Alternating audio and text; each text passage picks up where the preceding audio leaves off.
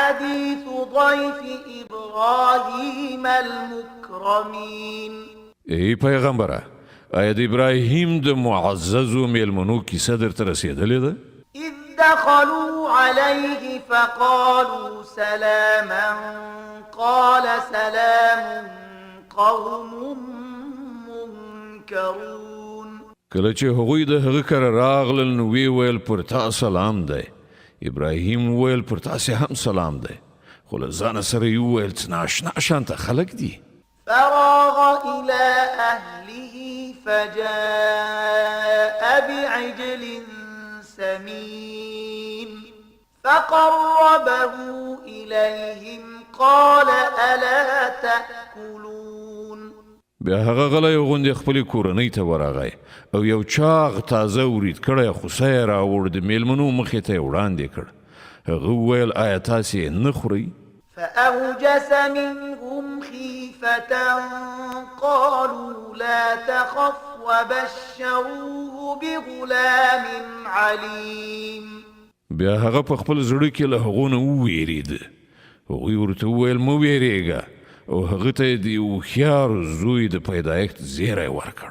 فأقبلت امرأته في صرة فصكت وجهها وقالت عجوز عقيم.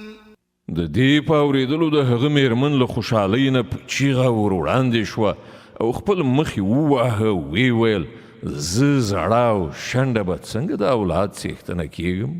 قالوا كذلك قال ربك إنه هو الحكيم العليم.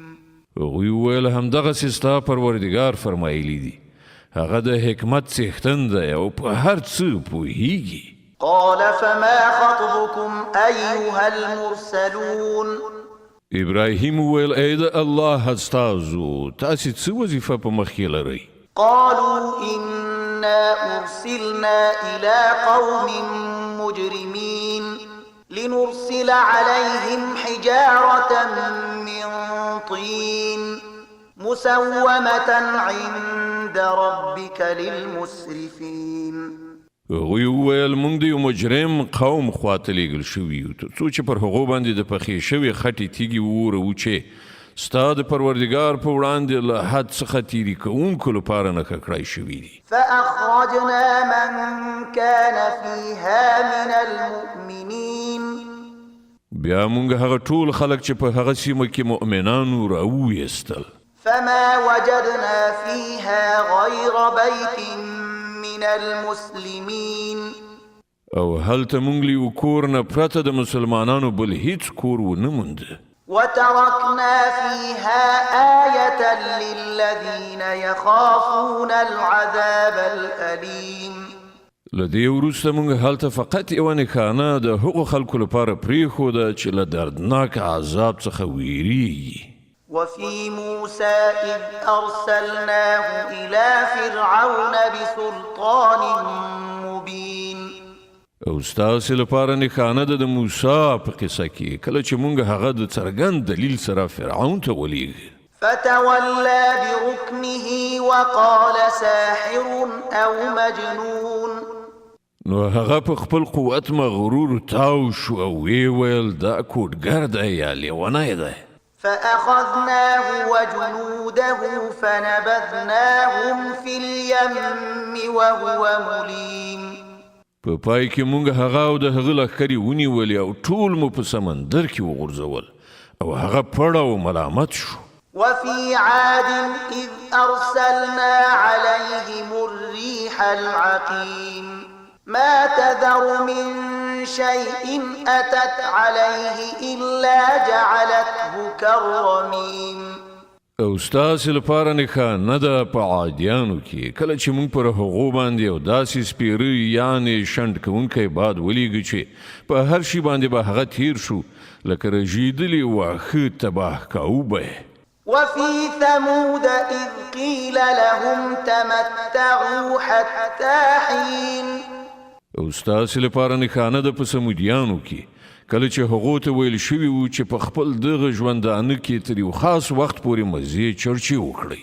فعتوا عن أمر ربهم فأخذتهم الصاعقة وهم ينظرون.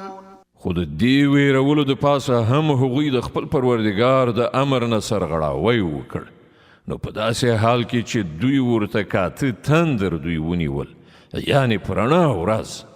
فما استطاعوا من قيام وما كانوا منتصرين.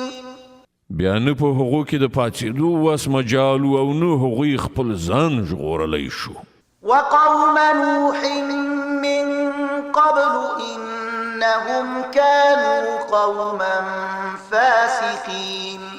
او له دغو ټولو نه مخکې موږ د نوح قوم هلاک کړ ځکه چې هغوی فاسقان. والسماء بنيناها بأيد وإنا لموسعون. اسمان موږ په خپل قدرت سره جوړ کړی دی او موږ د دې وس لرو.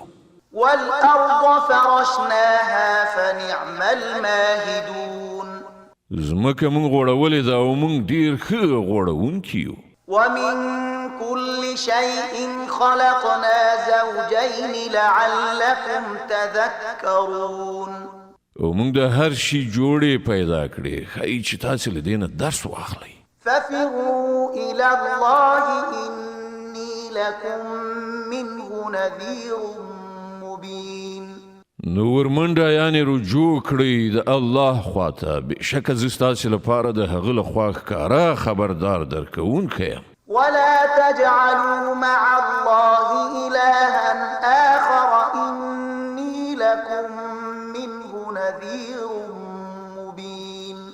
او له الله سره کوم بل معبود منیسئ، زه ستاسې لپاره د هغه له خوا ښکاره څرګند خبردار درکوونکی یم. كذلك ما أتى الذين من قبلهم من رسول